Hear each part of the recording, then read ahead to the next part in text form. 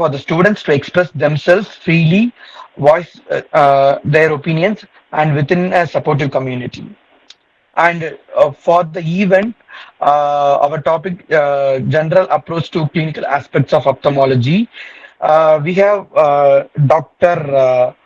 Aahan Shah, who is currently pursuing his ophthalmology residency at prestigious Jawaharlal Nehru Institute of Postgraduate Medical Education and Research, JIPMER. And Dr. Aahan Shah has demonstrated immense dedication and excellence in his academic career by securing an All India rank of 23 in NEET PG 2022 exam. And in addition to his outstanding academic achievements, he has been actively guiding students through his YouTube channel, where he shares valuable insights and his personal journey towards success in NEET PG, his passion for ophthalmology, and his dedication to helping aspiring doctors make him a role model for many of us like us. And please join me in giving a warm welcome to Dr. Aahan Shah. Thank you so much, sir. Over to you, sir. That's very sweet of you. Thank you so much, Ariharan. Thank you, sir. So, can I know how much time do we have so that I can cover the slides accordingly? Like, Sir, it's up to you, sir. oh, okay. So, Thank you. what I'll try to do is I'll try to make it interactive, either through Okay, the sir. chat box or through even mic usage is fine if convenient to this platform. Please try to communicate so that we can learn the most out of this session. And as Archita had mentioned, if your batch is going to face next, which is more probable, then previously 60 questions for ophthalmology were to be added separately. So again, the weightage for the subject increases. So all the more, I urge everyone to please emphasize on this subject, because compared to NEET, next is supposed to have more weightage for ophthalmology. With that said, I'd like to start my presentation. Just a minute.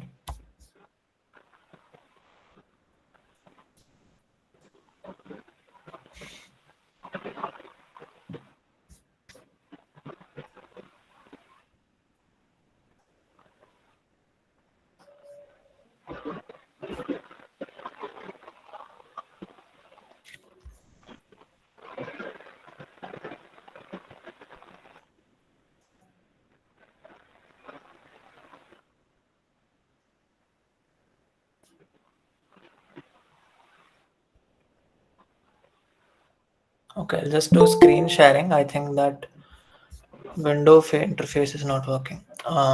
Can everyone see my slides? Yes, sir. We can see. Okay, so let's start.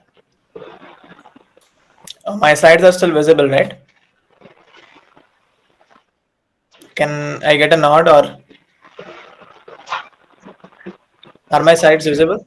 Yes, sir. Your slides are visible, sir. Can you please slide show? Okay, now, Yes, sir. okay. So let's start with approaches in ophthalmology. So now onwards, what I'll be discussing is how you should approach particular presentation of the patient, and this is very important because how the National Board of Examination, the directors that I was having the fortune to meet earlier, have told that clinical questions are the one that we should incline to.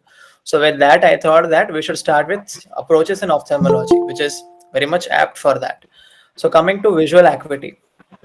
So again, all of you, like at least 50% of you will be facing questions related to four main key symptoms that the patient may present with. So those are gradual painless diminution of vision, gradual painful diminution of vision, sudden painless, and sudden painful. So can I just know by Mike, anyone volunteer to answer one of the questions? Anyone of your choice. What are the causes for a gradual painless diminution of vision, the most common presentation in ophthalmology? Uh, Gradual painless diminution of vision, we have cataract in old age, and then refractive errors in younger population. And we also have pterygium, then corneal degeneration, and even retinal related symptoms like macular degeneration, Hmm. diabetic retinopathy. Yes, correct. Absolutely. Absolutely correct. Very good. So these are the more commoner causes for gradual painless diminution of vision. And if let's say we talk about gradual painful diminution of vision, then It can be corneal ulcers, hmm, uh, and even a chronic simple glaucoma. yes. So you answered almost all of the answer like points related to these causes. These are important because based on this we can branch into what specific negative history should be asked to the patient, and appropriate examination investigations will be guided based on that. So no wonder faculties are keen on asking these questions. So I'll just add on to whatever point you have told till now. So refractive errors in younger age, less than 50 years, as per WHO, are the most common causes of gradual pain diminution of vision, and more than 50 years, the causes cataract. So these two account for majority of the cases in this category. Other causes are dry age-related macular degeneration. So over time, drusen's pigment epithelial changes, all these changes will cause CNVM scar to develop, geographic atrophy to develop, choriocapillaries, Brooks membrane, and RPE. These three layers will have atrophy, and that will cause patient to have diminution of vision. This again is an important cause, and now it's emerging as its cases are increasing in India as well.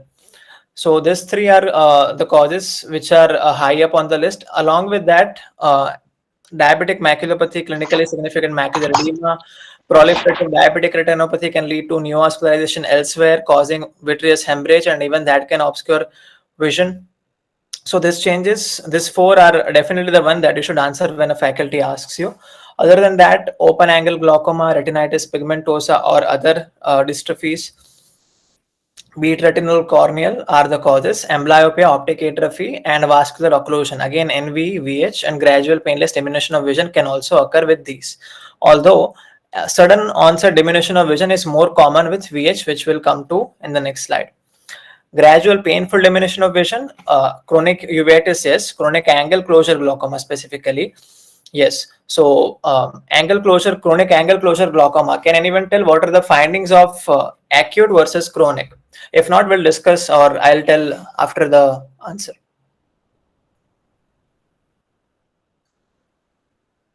So, angle closure glaucoma, how does the patient present? Hello. If it's acute, it will be more painful, sir. Yes. And moreover, the field of vision will be reduced, but that will not be noticed by the patient.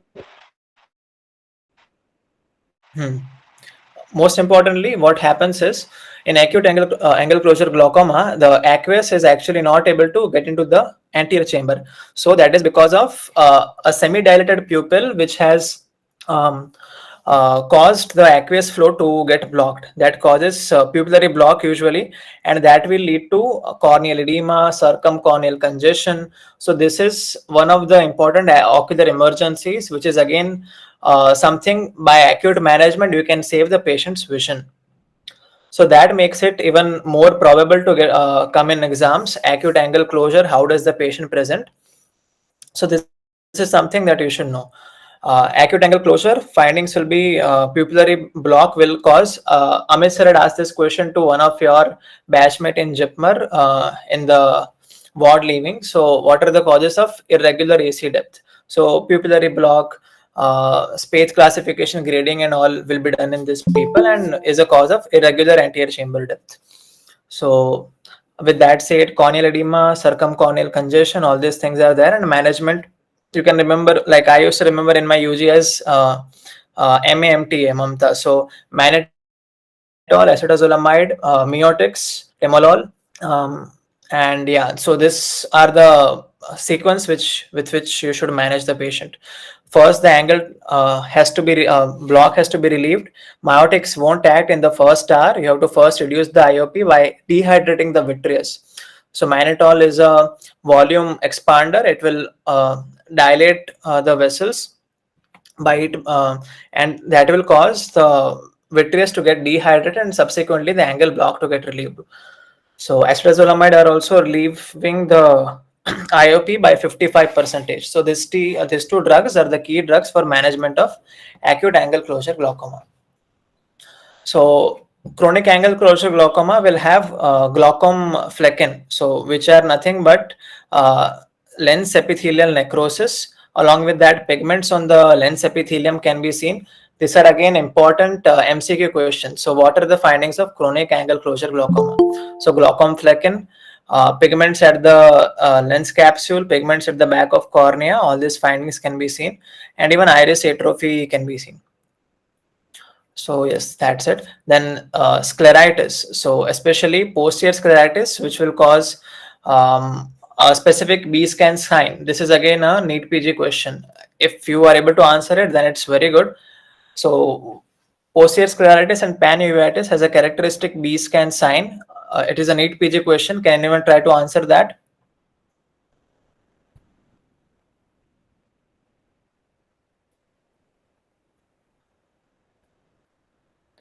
So what happens is, because of inflammation of the sclera or panuveitis, where there is retina, choroid, and sclera, all these three layers can also get involved. Panuveitis is not RCS thickening, but um, anterior, intermediate, and posterior uveitis, all three of them being involved. But both of this cause one characteristic B scan finding. Inflammation will cause exudation, so there will be leakage. But where will it go? It will go into the posterior subtenon space. So the fluid accumulation in the posterior subtenon space adjacent to the optic nerve gives a characteristic appearance. So how will it look like? Optic nerve will have a hypoechoic illumination on B scan, and along with that there is a vertical bar because of the accumulation of fluid. As we all know, fluid is the friend of ultrasound. Fluid will be anechoic, and fluid appears black behind white layers of eyeball coat. So there is a vertical black line, and then there is optic nerve. So this forms a T-shaped appearance, and that is called as T sign. This is a NEET PG question. So T sign is seen in posterior scleritis, panuveitis, and this again is a cause for early patient intervention. Otherwise, patient's vision may get affected. So with that, is this approach fine? I'll be interacting with you guys. I'll be trying to ask. I'll try to ask questions with whatever slides I have, so that we can keep the attention span maintained. So is that fine with you all? Okay. So gradual painful diminution of vision causes are chronic uveitis, chronic angle closure glaucoma, scleritis, keratitis. Keratitis, especially neurotrophic keratitis, so where the trigeminal nerve gets involved. So coming to sudden painless diminution of vision, sudden painful diminution of vision. Can anyone volunteer to answer these two causes?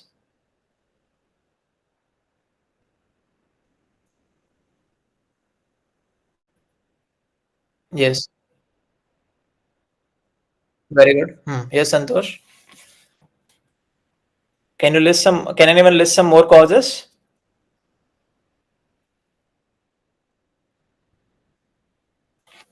Okay. So sudden painful diminution of vision. So what causes the patient to develop pain can be inflammation of any of the eye wall structures. So inflammation is usually associated with substance P, bradykinin, and all those things that we learned in pathology to be generated, and that will cause pain. And if it is involving the visual axis, the vision will diminish. So what are these conditions? As discussed earlier, angle closure glaucoma causes corneal edema, even there can be vitreous haze seen in these conditions, optic neuritis, endophthalmitis, anterior uveitis. So everywhere you are seeing the suffix itis. So inflammation corresponds to pain, and if the visual axis gets involved, let's say keratitis, corneal edema, anterior uveitis, what will happen is and AC cells, AC flare will be there. So again, that will cause turbidity in the aqueous, diminution of vision. Endophthalmitis, we don't have to talk about it. That's basically the full-blown picture of inflammation. Optic neuritis, again, There will be inflammation of the optic nerve, ganglion, RNFL based transmission gets affected, painful diminution of vision. By the end of this session, please enumerate these causes so that you are also getting your revision also happens, and you are able to correlate whatever we are discussing. Basically, what I want is for you guys to get the most out of this. Keratitis, orbital cellulitis, scleritis, trauma as Santosh told, and contusion or penetrating injury. So they're the causes of sudden painful diminution of vision. Sudden painless diminution of vision, however, there is, so always diminution of vision corresponds to the visual axis. So it starts from the cornea, the aqueous, the pupil, the lens, the vitreous, and the fovea. So anywhere on this point, if there is an opacity, then that will cause diminution of vision. So fovea is attached to the RPE. Fovea gets detached, the transmission gets affected. So retinal detachment. CRAO, CRVO are vascular causes. So again, if the blood supply to the cells which transmit the visual information gets affected, then again the diminution of vision will reduce. However, retina does not have any innervation. So even if you give panretinal photocoagulation, even if you give lasers, as we keep on giving an ophthalmopedy on a daily basis almost, the patient doesn't have pain because retina is not supposed to cause, like the pain won't be transmitted. Vitreous hemorrhage. So now we are moving from retina to the vitreous hemorrhage. Then optic neuritis, even in early phases, will be painless. Later on, because optic nerve is closely attached to two muscles, so superior rectus and medial rectus. So as you remember the very important diagram for your exams, superior orbital fissure. So that is between the body of sphenoid and the lesser wing of sphenoid. In the body of sphenoid, there's optic canal, and as optic canal transmits optic nerve and ophthalmic artery, and they go ahead, the optic nerve is surrounded in the same sheath by the superior rectus and medial rectus. So, very important clinical sign in optic neuritis is when the patient moves his eyes, especially in up gaze and in the medial gaze, the optic nerve inflammation irritates the muscle, and that causes the patient to have pain on extraocular movements. So these findings again are very important, can get asked in exams, and these are to be remembered. So in early phases, when the inflammation is less, the pain won't be there that much, but it will become painful once the inflammation gets transmitted to the muscles and the sheath adjacent to it. So that is about optic neuritis. Central serous chorioretinopathy, type A personalities, Cushing's disease, Cushing's syndrome. So this all people that have a tendency to get CSCR, that is neurosensory detachment at the level of fovea. And again, for them, eplerenone, spironolactone are oral therapies of choice. And there are again foveal leaks which can be seen. FFA appearance characteristic of CSCR, can anyone tell me? This again is a NEET PG question. Central serous chorioretinopathy. Sorry? Ink blot appearance. Yes, very good. Ink blot appearance. One more appearance.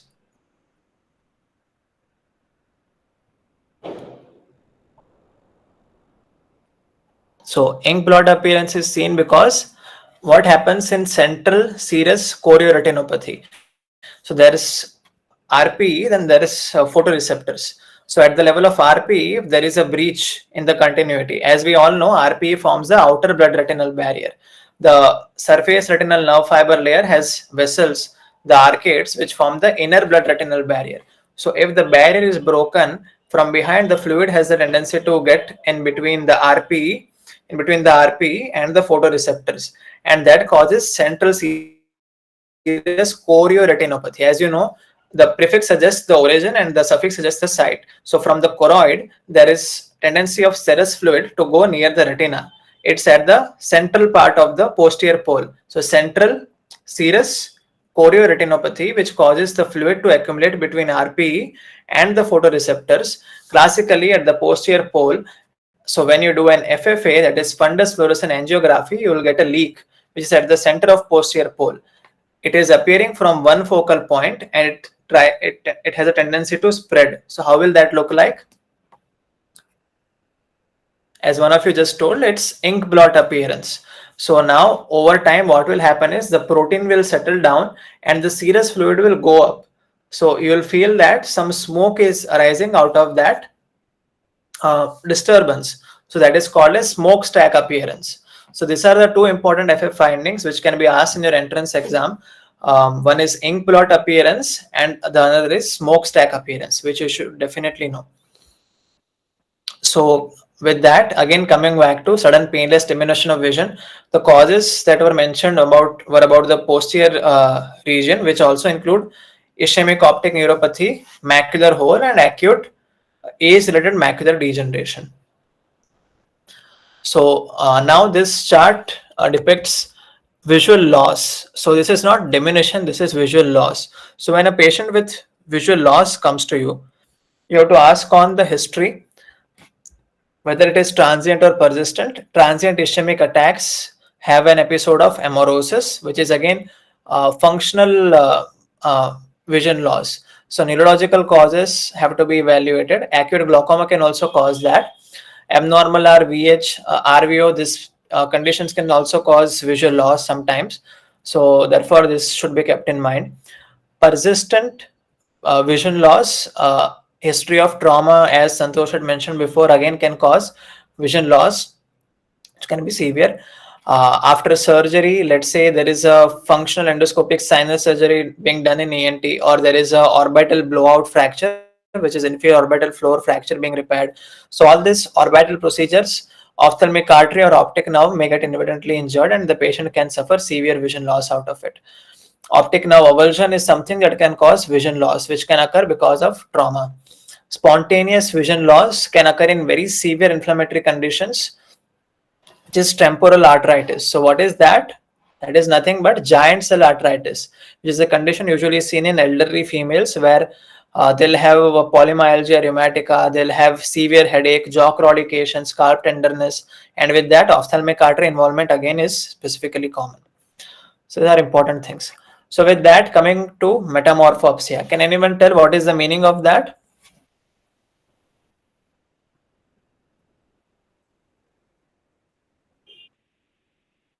Yes, yes. So blurring and distortion of the objects is what you will perceive in metamorphopsia. So when a patient complaining of, let's say, not able to perceive, like what complaints they'll say in OPD is, whenever I'm trying to fixate on something, which is, let's say, those are lines. So let's say he's trying to see a grill.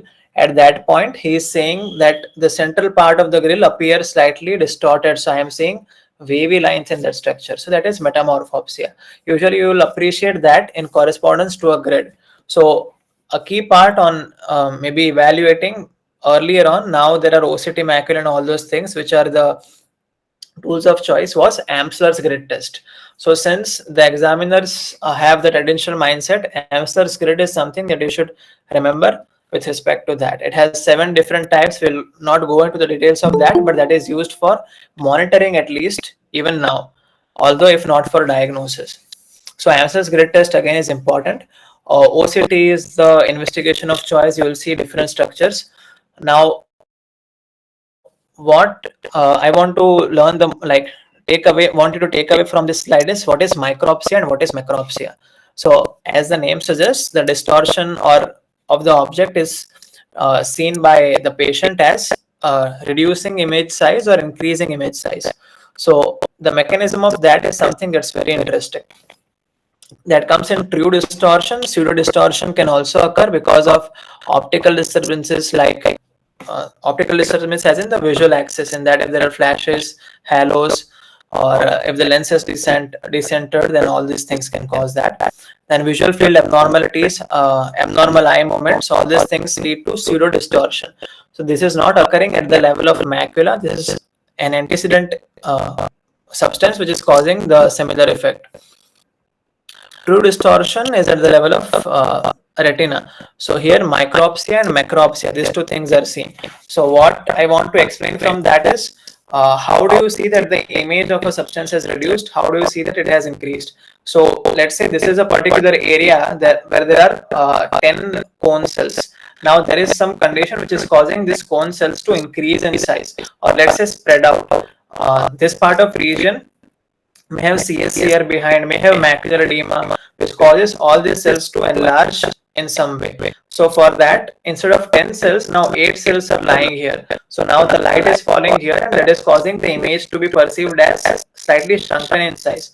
So whenever there is some fluid accumulation which causes micropsia, then this condition should be remembered. What are these conditions? Macular edema, CSCR, so vein occlusion causing cystoid edema is also something that can cause that. Now, what is the opposite of that? When can you see that the perception of images tends to be larger in size than what it is? So when there are, instead of 10 cells, 12 cells which are lying in this region. So any kind of scar which is still preserving fovea, ERMs, macular pucker, that means there are epiretinal membrane is what ERM is, and macular pucker means just take a small drape and there is a pucker at the center of it. So that is what macular pucker is, which is seen in proliferative vitreoretinopathy. Again, a surgical condition which is, if you're interested in ophthalmology later on, we can discuss. So distorted vision, micropsia are the key takeaway points. You should know between true distortion and pseudo distortion. And OCT, which will take a radial scan of the posterior pole, is something that will tell that what is OCT? Optical coherence tomography. So that takes multiple A scans and that gives you the imaging based on that. Coming to photophobia. Now, can anyone tell what is photophobia, what is glare, what is light intolerance? This again is something that they like to ask in exams. This test your concepts actually. So what is the difference between these three?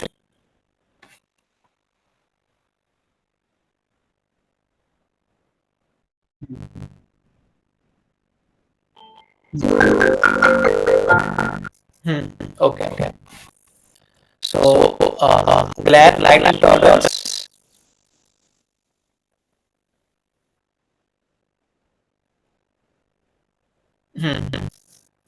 Light intolerance. Okay. Excellent, Santosh. So intensity of light is one differentiating feature, and photophobia is something that the light intolerance is something that the patient will say. So I am not able to tolerate light when that occurs. And again, that is considered by examiners more to be in the side of symptom. So this is something that the patient will say you. But what we'll do is we'll take the history and then examine on symptom. So as soon as we turn on the illumination knob and shine the torch on them, they have the tendency to squeeze the light even at a normal intensity. So that is something that we as physicians perceive in the patient's eye, and that is photophobia. Patient is having photophobia is what you say when you see the sign being demonstrated. So that is something that should be known. And what are the causes for that is what we'll discuss. So when a patient with photophobia or let's say light intolerance comes to you, he is complaining that he's having a lot of glare even on normal light like this. That is his complaints. So we can divide it into some categories basically. First, we'll discuss based on spontaneous onset.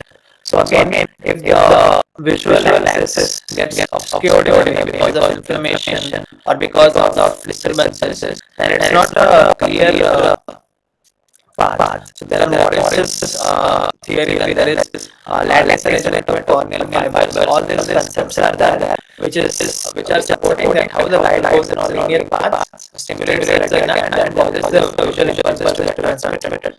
Now, whenever that visual axis loses its clarity, which can occur as you come from spontaneous event to anterior abnormalities, you'll see keratitis, conjunctivitis, anterior iritis, anterior uveitis, cyclic glaucoma. So again, inflammation causing media, AS, something that can be culprit for that. That can also be classified based on anterior segment abnormal and posterior segment abnormalities and non-abnormalities.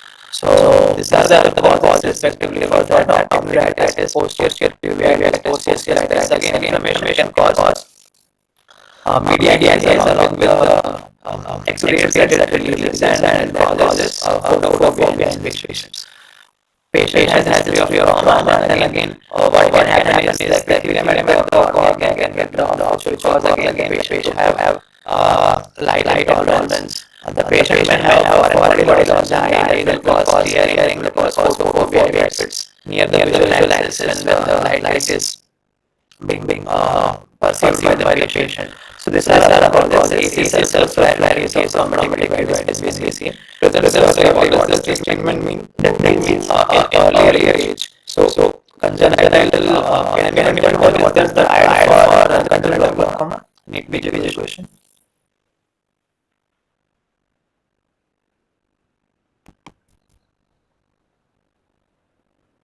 Congenital glaucoma triad.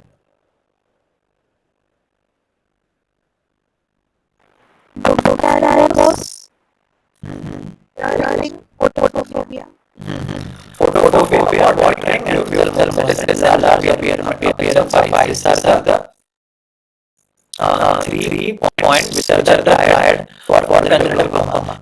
Pediatric patients won't have symptoms that they will tell. So all these signs will be again photophobia sign, like sign, and large appearance of eye is a sign. So why is the eye getting enlarged is something interesting. So as the intraocular pressure builds up, the glare in pediatric patients so is for all the connective tissues per se. Talking about eye elastic, so those have tendency to enlarge, and that causes megalocornea, and that is ophthalmos. So at the age of at the time of newborn, at the time of 1 year, the optical diameter, if the corneal diameter, which is something that we periodically monitor, becomes more than 11 mm and more than 13 mm at what age? At newborn, at the age of the child being a newborn, at the age of 1 year, and that is called as megalocornea. Along with that, axial lens, which you can monitor B scan in this pediatric patients is monitored. So let's say over a period of 1 month to 3 months, the axial lens is evaporated a lot, and that means that the patient's IOP has contributed to total damage to the eye. So this diameter is used in periodic follow-ups. Congenital glaucoma is an important clinical unit. Management again, clinical signs again are very important. So with that, let me spend 2 minutes on talking about the congenital glaucoma. Congenital glaucoma is something which is classified recently. This is something that we asked in advance. CGR, Congenital Glaucoma Research Network. So that basically tells you how to classify these patients. In our JIPMER ophthalmology, how we'll get patients is patient will be usually seen in a peripheral hospital, medical child hospital or somewhere. The patient would have had some amount of whitening of the eye is what the parents and the doctors will perceive, and they'll ask for urgent ophthalmic evaluation. Now peripheries won't have an integrated setup. They have absence of good GA facilities and all, so they'll come to tertiary center, come to ophthalmic here. We'll admit them, we'll evaluate if the cornea has enlarged and it is edematous.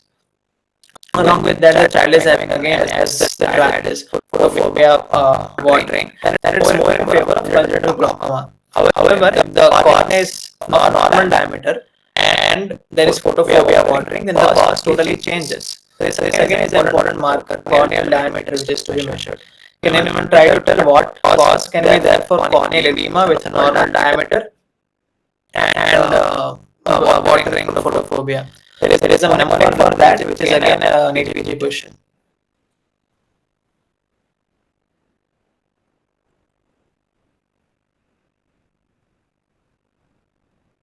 Okay. So please write this down. Stumped. The mnemonic stumped stands for. So what does stumped represent? Stumped represents hazy cornea at the time of this neonatal onset. So congenital corneal clouding is like neonatal corneal clouding. These are the causes for that. What is S? Sclerocornea. So sclerocornea will have whitish discoloration of the cornea. What is T? T are tears in deciment. So what happens with assisted vaginal delivery is forceps are going at the near periocular region of the eye, and they may insult trauma to the eye. So the tears of forceps based injury at the deciment membrane will usually be vertical. So this again is a good point which is to be noted. Vertical tears in deciment membrane seen with trauma during delivery. Now this is important. How? Because horizontal tears are classical for congenital glaucoma. What are these tears known as? Yes, very good, Amy. So half striae are tears in descendant membrane, horizontal tears, which may get healed later on. Descement's membrane has a good tendency to heal compared to another membrane which does not. Which membrane?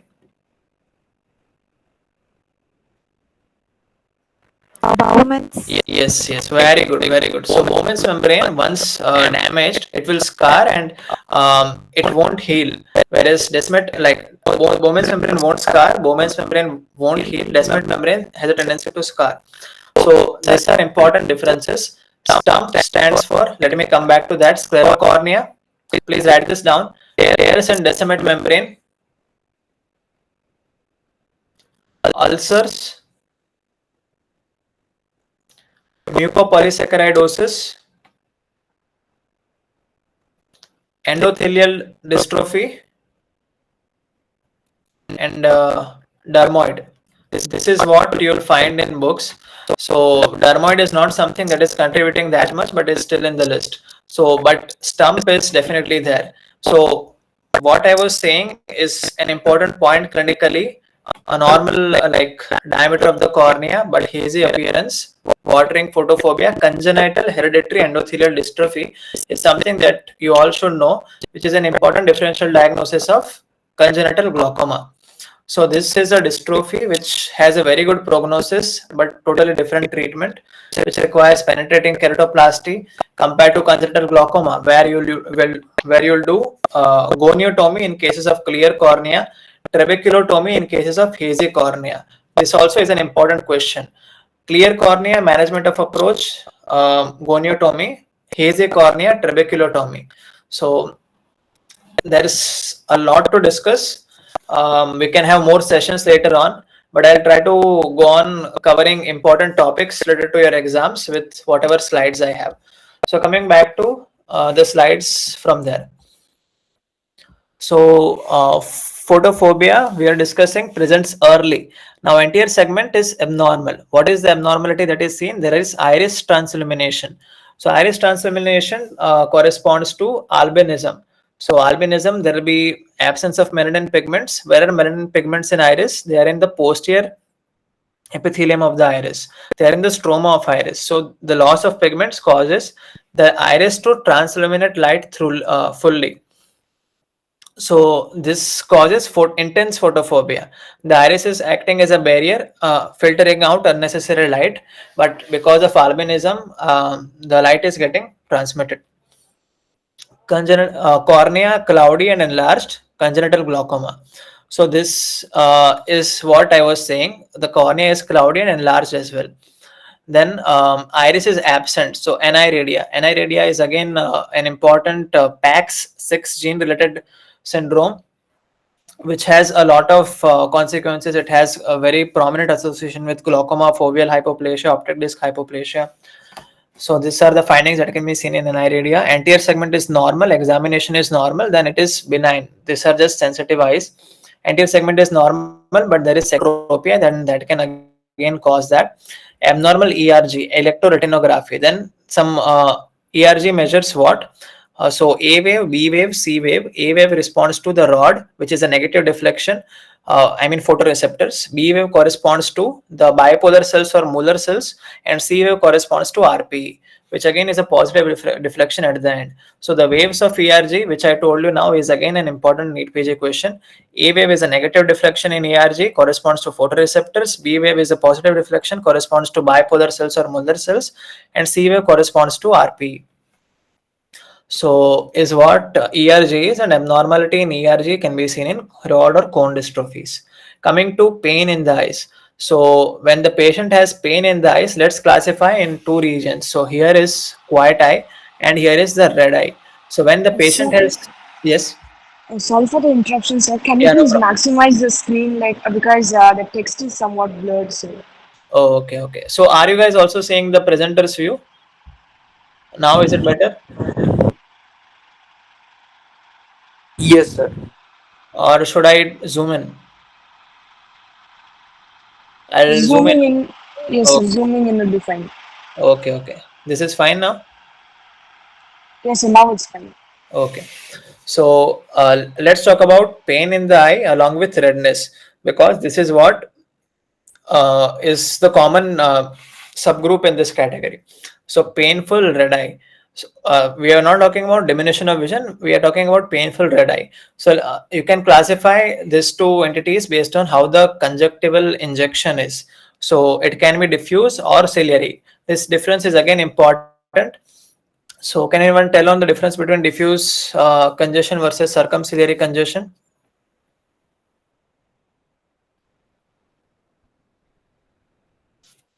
Somebody will like to volunteer this. What are the regions?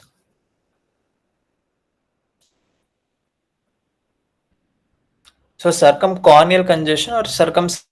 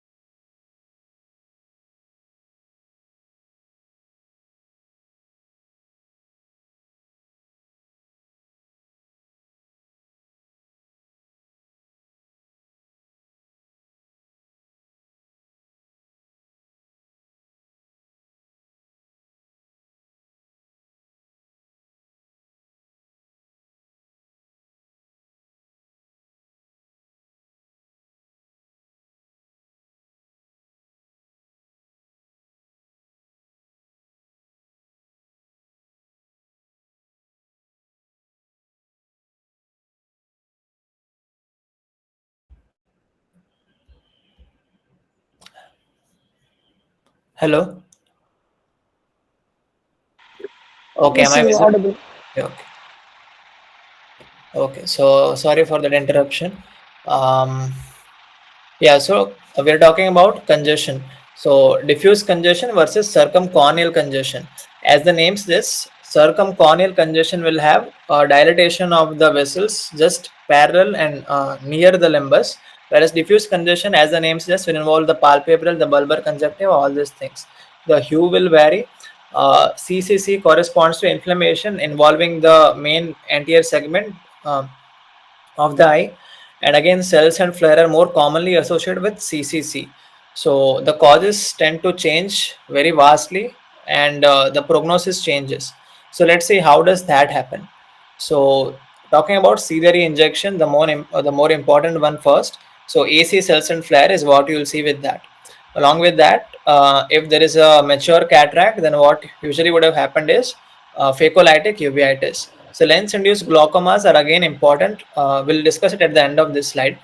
Um, so phacolytic uveitis can cause that, or ocular tumors can cause that. Now coming to, let's say, no or non-advanced cataract, then you look for retina and vitreous.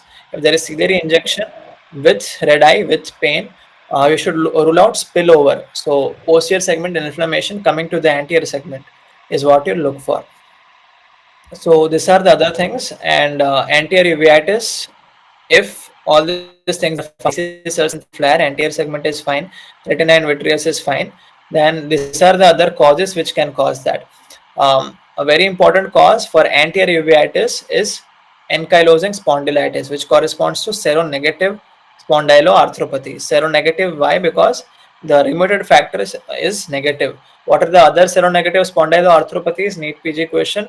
Psoriasis related arthritis, enteropathic, this arthritis, all these conditions correspond to serum negativity, that is IS factor negative, but causes spondyloarthropathy, and all of them are associated with uveitis to more or less extent. Ulcerative colitis and idiopathic iritis are other causes. So slit lamp examination is showing diffuse congestion. So then again, it is subdivided based on the cornea being normal, inflammation of sclera, cornea being abnormal, hypopyon or hyphema. It is a bit exhaustive. It may feel overwhelming, but I just wanted to passively absorb this. We'll discuss about important NEET PG related questions with that. You'll get all of the images. I have already forwarded this to Archita, so she'll share all these approaches. You are not missing out on anything by trying to cope up with that. We'll discuss and we'll learn out of that together. So diffuse conjunctival injection, cornea is normal, AC is shallow. So with that, you will try to check IOP, and if the IOP is high, you'll see how the cataract status is. If the IOP is high, diffuse congestion is there, not corresponding to the anterior segment now, then phacomorphic glaucoma can be seen. If cataract is not there, high IOP, angle closure glaucoma can be likely. And if the IOP is normal, there is no cataract, you look for posterior segment, you rule out posterior segment related abnormalities. As I told you, posterior segment may or may not cause spillover anterior segment inflammation. So if the anterior segment inflammation is there, you will find what?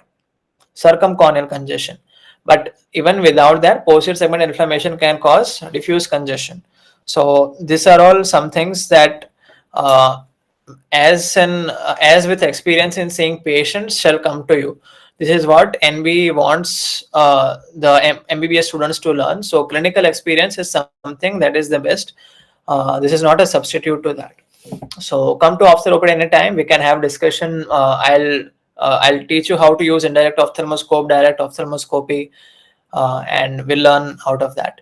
So diffuse conjunctival injection, scleritis, autoimmune diseases correspond to a significant proportion. With that said, let me come to the two important points, important topics with this slide, which I wanted to discuss.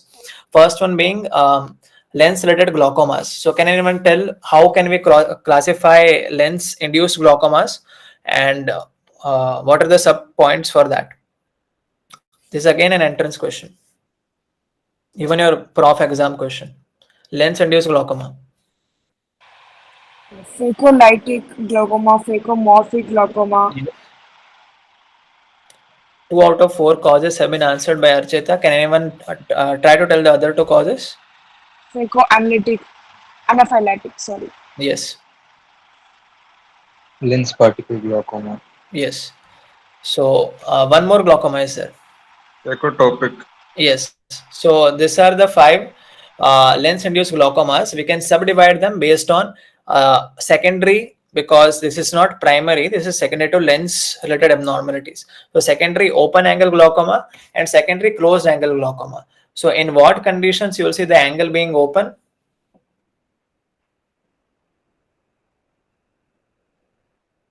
So if the iris diaphragm is being pushed forward by any reason, the angles will close.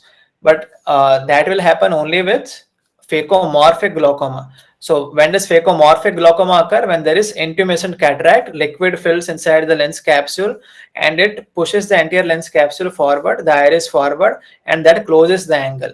So phacomorphic glaucoma is a cause of secondary angle closure glaucoma. What happens with phacotopic glaucoma? So this is more common in patients with Will-Marchesani syndrome. So in these patients, there will be smaller lens equator. The lens tends to subluxate out of its position, and in this patients, phacotopic glaucoma can be seen. Lens comes forward, it blocks the pupil, that causes the aqueous currents to not come into the anterior segment. The angle closes. So secondary angle closure glaucoma has these two causes mainly. These are phacomorphic glaucoma because of the morphology of the lens, and phacotopic glaucoma because of the lens being misplaced out of its position. Secondary open angle glaucoma has three main entities. So as Archita told, phacolytic glaucoma. This occurs in Morganian cataracts, hypermature cataracts. How? They occur because of micro breaches in lens capsule epithelium. So there are small breaches in the lens capsule from which the liquefied cortex or the cortex particles seep into the anterior segment. These particles may block the trabecular meshwork, but they are not changing the angle structures. What happens is blockage of trabecular structures that causes secondary open angle glaucoma because of the liquefied cortex. Now, how do you differentiate this from other causes, lens particle glaucoma or phacolytic uveitis? Both of these causes have breach in lens capsule, which is gross. Here there are micro breaches which are occurring because of the cataract being neglected. The patient has had, let's say, one eye cataract surgery. He is seeing, he is neglecting the other eye. This is something that we commonly see in OPD, and the patient goes on to develop mature, hypermature cataract. Hypermature cataract causes breaches in epithelium, secondary open angle glaucoma. And let's say the patient gives history of trauma. So with trauma, the lens has sclerosis already, nuclear sclerosis because of age-related cataract, and a part of it gets subluxated or detached from the lens, and that is itself causing inflammation. So lens capsule again is a barrier from the lens particles to come in contact with AC or posterior chamber, and this is how inflammation is prevented. So if this substance comes in contact with aqueous, with outside of the capsule, now that it is, that will cause intense inflammation. So lens particle glaucoma out of its inflammation can cause secondary open angle glaucoma. Phacolytic uveitis is again a form secondary to trauma. The lens capsule has been breached and there is intense anterior segment inflammation. Inflammation corresponds to uveitis and thus causing phacolytic uveitis, but it is included in the glaucoma also. So total 5 things we discussed in lens-induced glaucomas. We divide into 2 groups: secondary open angle, secondary closed angle. This is an important question. That's thereby I am repeating this. Secondary open angle glaucoma has 3 causes, which are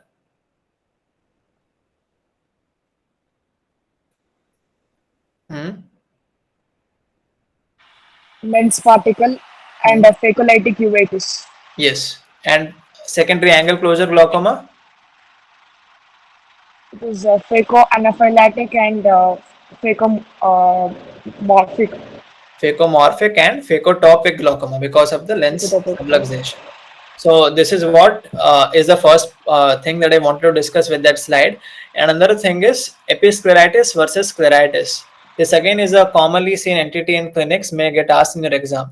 So what is episcleritis and what is scleritis? There are 4 differential points which we'll discuss with that.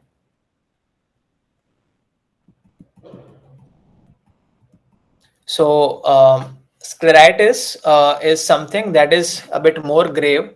Episcleritis is a bit benign. How will you differentiate them is very important as an ophthalmologist, as a clinician also. Why as a clinician? Because there are a myriad of entities attached with that.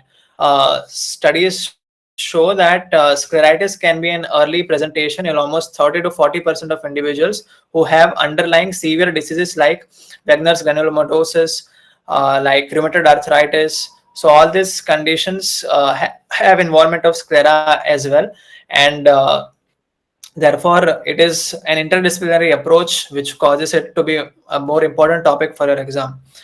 So scleritis, as the name suggests, is the inflammation of sclera. Sclera can be divided into 3 layers. So sclera has sclera, then it has episcleral tissue, then Tenon's capsule, and then conjunctiva.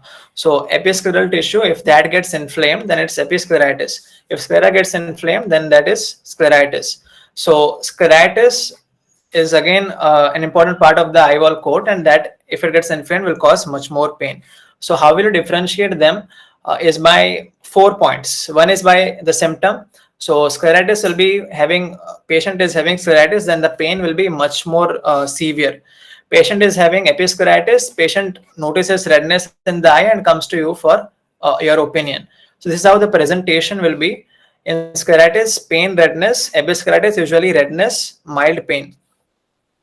Then scleritis, the vessels will appear crisscrossed. Okay, so there will be scleral inflammation which is causing the collaterals and all to get enlarged, and crisscrossing of vessels is seen. Whereas episcleritis will have radial vessels. So radial vessels means they'll be a bit parallel to the limbus. So this is how the arrangement of vessels will be. Um, you please open Kasky, you will see 2 images. You will see how there are 2 subtypes, basically diffuse and nodular variety in scleritis, and you will see if you form an optical beam with the slit, and it will show the conjunctiva, it will show the tenons, and then it will show the sclera. There will be scleral edema. So when you make an optical slit and you shine the light and on a cross-sectional plane, there will be scleral edema, scleral thickening, which will be seen in scleritis, because the inflammation will cause the coat to get a bit thickened. So this is the third finding, and yeah, basically I remember 3 as of now, but these 3 are important to distinct. Fourth one is Blanche test. So this is very important. This is what we'll use in OPD. Does anyone know what is Blanche test?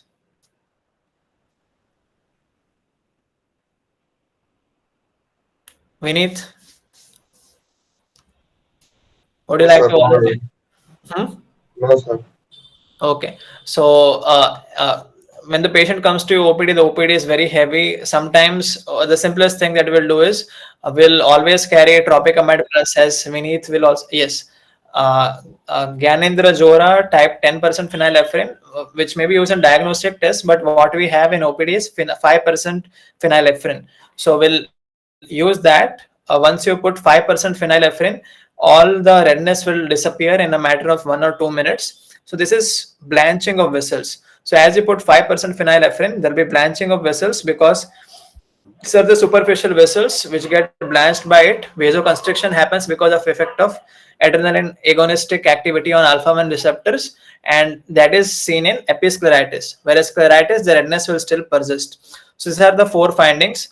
One is presentation, redness and pain in scleritis. Second is crisscross arrangement of vessels.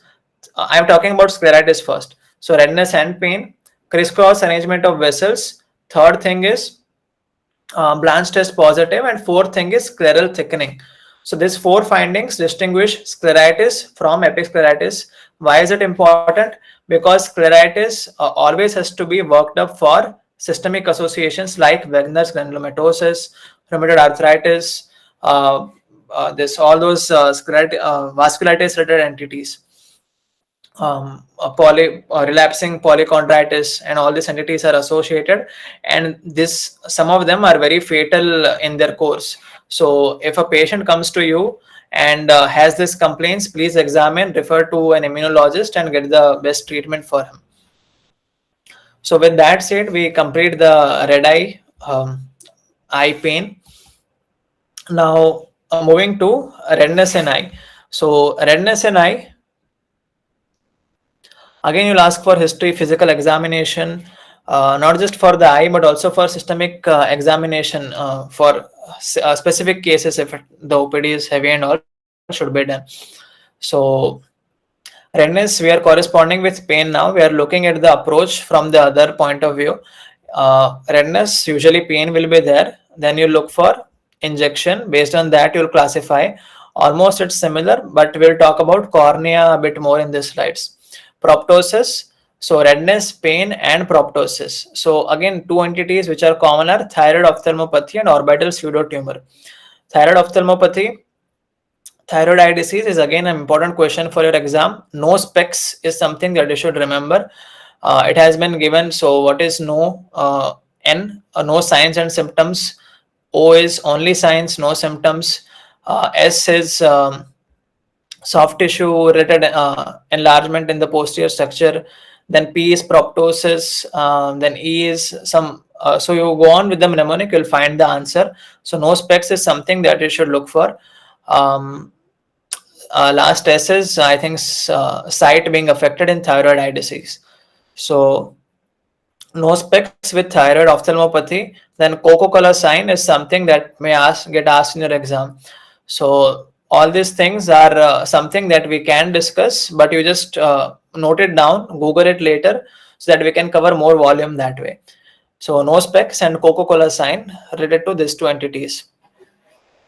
Diffuse conjunctival injection, cornea is normal. So there is anterior chamber, you'll see if it is shallow, there's high IOP, the media is clear, then angle closure. If the advanced cataract is there, angle is narrow, then again, as Archita just told, phacomorphic glaucoma can be there. Normal IOP, AC chamber depth is deep. Cataract is not there. And examine posterior segment. There is pain and there is congestion. We are talking about red eye subtopics. So based on those findings, you can see if posterior segment inflammation, posterior scleritis, orbital sclerotumor, all these things will rule out. And if this was if cornea is normal. So what causes redness, pain, and cornea to get abnormal? So any kind of keratitis, any kind of corneal trauma. So all these things you will see. Always cornea clinic, what is something that is used on a daily basis, when it will tell you, is fluorescent stain. So you'll stain, you'll measure epithelial defects, you'll measure the infiltrate size, you'll measure post PK if there is any leak or not. So fluorescent stain again is an important question, especially with the practical point of view in your exams. Can you tell on the indications of fluorescent usage? Like half of them I already answered, but other indications. And what are the rated dyes available? So what are the rated stains that can be used with that? These are something that you can get asked in ward living or viva.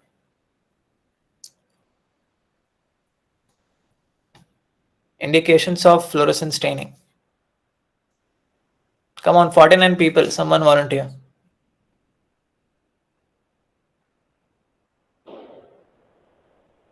Dry eye. Yes.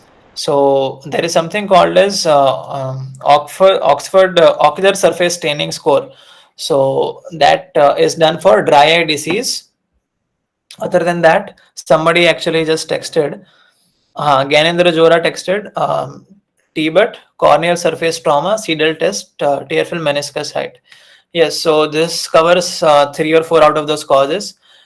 Tear film breakup test is something that we routinely do for dry eye, for refractive surgery workup. So patient wants refractive surgery, we will see the evaporative dry eye with the TBUT.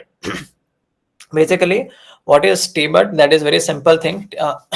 You'll put a stain in the bulbar conjunctiva, ask him to blink and open. Then after that, you'll ask him not to blink, and you'll measure.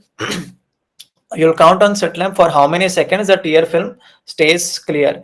The first appearance of a break in the tear film, that is tear film breakup time, uh, at what seconds does that appear is what you will see. Usually, if it is more than 10, is it's normal.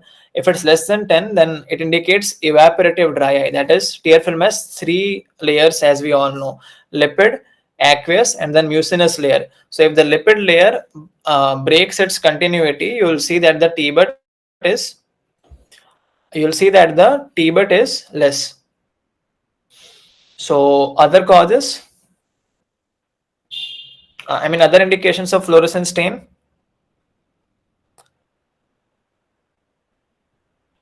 So fluorescent dye disappearance test is something that can be used. So where is that used? That is used in epiphora. Seedles test is again something that examiners will really like to hear. Why? Because all of them are operating surgeons. Seedles test shows what basically. Seedles test is nothing but checking for leakage. Vineet, can you explain that to them? So basically, we want to check for the presence of aqueous leak from the anterior chamber Yes, by yes. using fluorescent. Hmm. When we apply the stain, it gets diluted by the aqueous, so Hmm.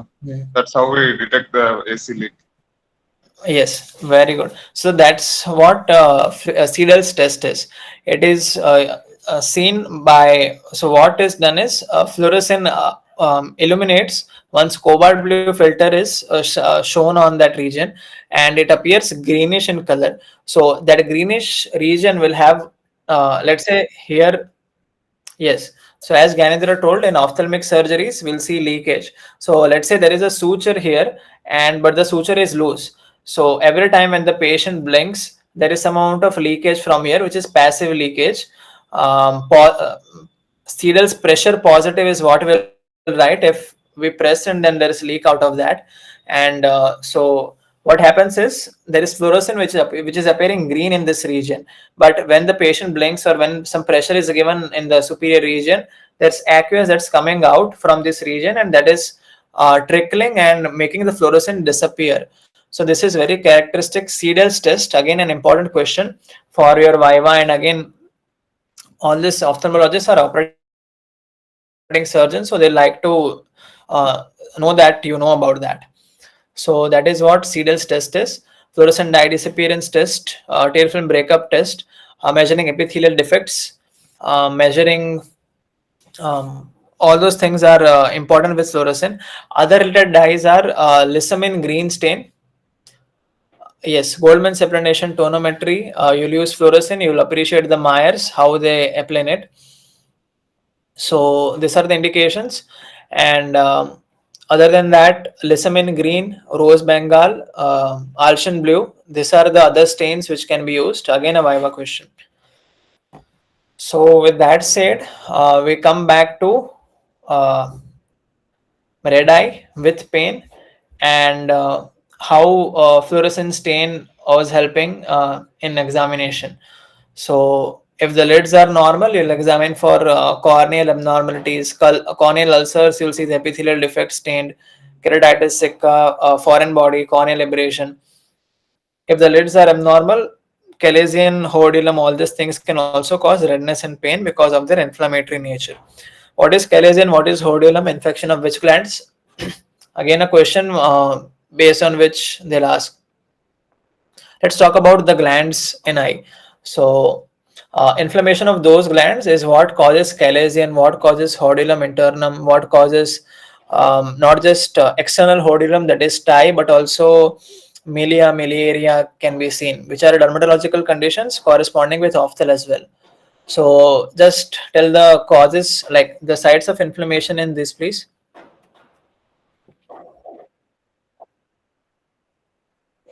Yes, yes. So Z's gland secretes sebum. So yeah, Kshitij has answered Meibomian. Gyanendra has answered about chalazion. So yes, chalazion is non-suppurative inflammation, lipogranulomatous non-suppurative inflammation of the Meibomian gland, as both of them have just told. Whereas stye is something that is called as external hordeolum, which is inflammation of the Zeiss gland. So these are important in the way of eyelids. So just at the base of the eyelash follicle, you'll find the Zeiss gland, which secretes sebum and keeps the uh, lubrication aspects seen. So if an inflammation of that causes external hordeolum, the management of that is pinprick expression when there is pus pointing. This is something that we keep on doing in minor OT. This is something that you learn if you join here as an intern also. You may also get to do someday in future. So pinprick expression, hot fermentation is otherwise a treatment for both. Stye is something that has an acute 1 week or 3 days, 5 days of course, whereas chalazion is something insidious, long-standing inflammation. A very important feature to distinguish when a patient comes to OPD between these two is, can anyone tell? Like you're just seeing the patient, but at one glance you can tell whether it's stye or it's chalazion if it's just these two entities. Yes, yes.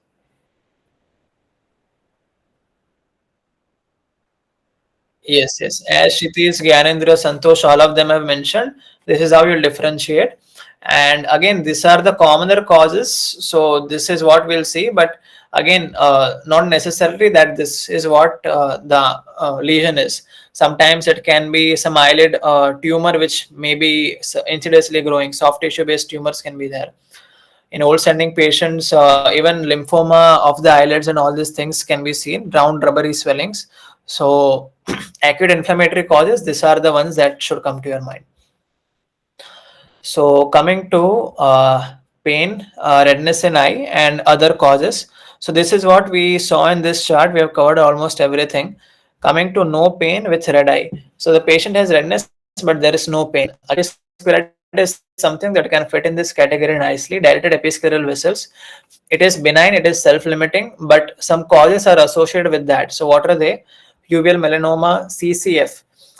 What is CCF? Carotid cavernous fistula. So that causes characteristic pulsating exophthalmos. Because of the fistula, the pulsations of internal carotid artery via the cavernous sinus and the superior inferior ophthalmic veins get transmitted to the globe, and you will see pulsating exophthalmos. It is also seen in neurofibromatosis where there can be greater wing of sphenoid dysplasia, bare orbit sign, and you can have the cerebral venous pulsations being transmitted. So two causes of pulsating exophthalmos I have told you now. Again, entrance question: CCF and neurofibromatosis. Other causes of direct episcleral vessels are ophthalmic vein thrombosis or leukemia. CCF has characteristic bulbar corkscrew vessels. So there will be corkscrewing of vessels, which again is something that is unique. So no pain, redness, diffuse conjunctival injection. Again, examine lids. Some mild lid inflammation can be seen without pain as well. So blepharitis, mebubinitis, which is something that we see on and off every OPD. This is a very common entity. So we should know about blepharitis. So squamous blepharitis or seborrheic blepharitis are the two entities. Squamous is associated with staphylococcal infection, and it causes squamous nature means the epithelium keeps on shedding off, whereas sebaceous blepharitis is posterior marginal. So the lid margins posterior structure is involved, that are the Zeiss gland and all. And again, the treatment for them will be different. It is associated with squamous blepharitis, again scaling. So even dandruff and all those things are associated. So that's how the treatment approaches will vary. Posterior blepharitis, you will try hot fermentation for the meibomian gland, insipation of the glands to get relieved. You will ask them to do lid scrub, lid hygiene. You'll give antibiotic eye drops for the infection of those glands. Whereas squamous blepharitis, again, you will treat for the scaling, lid scrub, dandruff, and all should be managed accordingly. So this is how we'll distinguish blepharitis, which is a very common ophthalmology OPD disease that we treat. Trichiasis, ectropion, entropion. I have charts for them, which we'll discuss in the next presentations if you want. Corneal stain without pain, conjunctivitis. So I want every one of you to make a table for conjunctivitis. So how will we differentiate them? So A, B, C, V are the four cells alphabet. So what I'm saying is make 3 columns and 2 rows. So the leftmost part you write papillae. Below that we'll write follicles. So in which conditions are papillae seen? Which conditions are follicles seen? The column heads will be watering and other will be discharge. So watering and discharge are the column heads, and papillae and follicles are the row heads. Are you getting what I'm saying? So with that, we'll fill the central 4 cells. So let's talk about watering and papillae. So the patient has watering and papillae, most likely it is going to be allergic conjunctivitis. So A is allergic conjunctivitis for that. Then we'll talk about adjacent to watering, what was there? Discharge. So the patient has discharge and papillae now. So the answer will be bacterial conjunctivitis. So the patient has mucopurulent discharge. Mucoid discharge is something that patient may or may not tell, but color discharge is something that he'll see. So this is what will fill in this. Then coming to the other finding was follicles. Follicles and watering, follicles and discharge, virus and chlamydia. So if the patient has follicles in the palpebral conjunctiva and patient has complaints of watering from the eye, it will be viral conjunctivitis usually.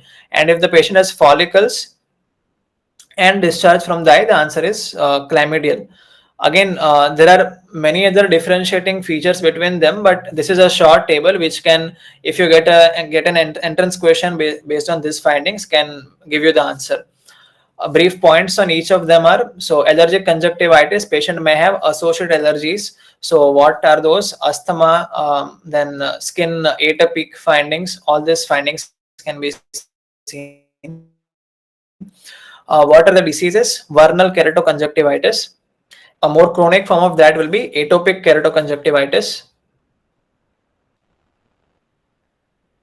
VKC is also called as spring catara, which is seen as told in spring seasons in small young boys, 2 to 6 like 6 years of age is what the usual age is.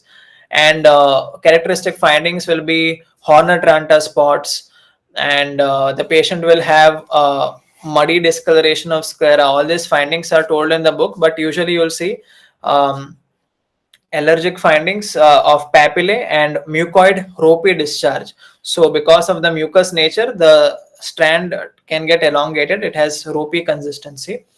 And again, treatment is with as with your asthma and all those drugs, mast cell inhibitors. Olopatadine is something that we commonly prescribe here. Bepotostin and superimposed infections can occur, so antibiotics are also given here. This was about allergic conjunctivitis. Coming to bacterial conjunctivitis. So bacterial conjunctivitis is something that also is a very common thing, acute presentations. So bacterial conjunctivitis most commonly because of the staphylococcus or streptococcus. So gram positive cocci you'll treat with usually what we give here is 4th generation fluoroquinolone, moxifloxacin. Since it has an action on gram positive and gram negative both, this can cover as an empirical therapy. And again, because of the resistant strains coming to a tertiary health center, moxifloxacin prescriptions are being commonly given for the same.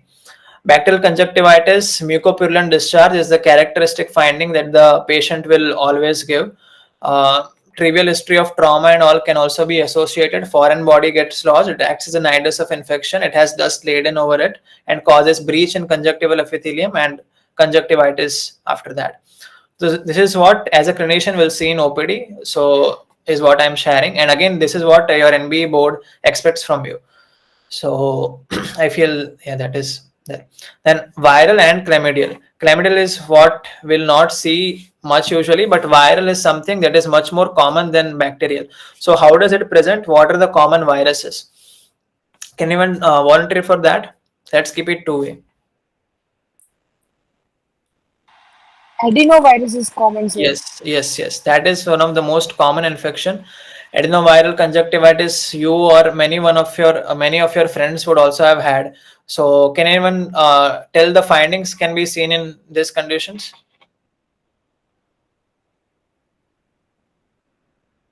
The two that we already discussed is something that you can easily tell, that is watering and follicles. Along with that, adenovirus, although it's self-limiting, is a bit acute.